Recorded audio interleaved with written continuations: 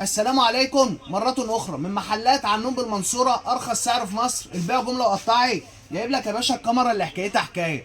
الكاميرا دي يا باشا هتحطها عندك على درج الفلوس، هتحطها عندك في المحل، هتحطها عندك على باب الشقة، هتحطها على بوابة العمارة. مش محتاج فني ومش محتاج حد يركبها لك، بتشتغل بكارت الميموري وبتشتغل عن طريق الموبايل.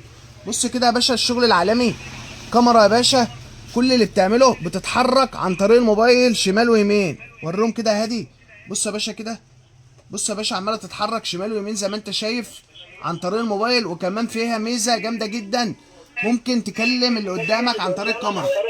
السلام عليكم. ازيك يا باشا، عامل ايه واخبارك ايه؟ الكاميرا دي بقى فيها ميزه كمان حلوه جدا.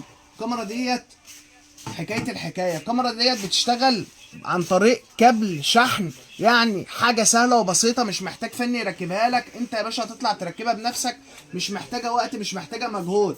الكاميرا ديت في اي مكان في العالم تقدر تشوفها. وكمان تشتغل عن طريق كارت الميموري زي ما انت شايف، وزي ما اتفقنا وزي ما قلنا بتتحرك شمال، بتتحرك يمين، بتتحرك فوق، بتتحرك تحت.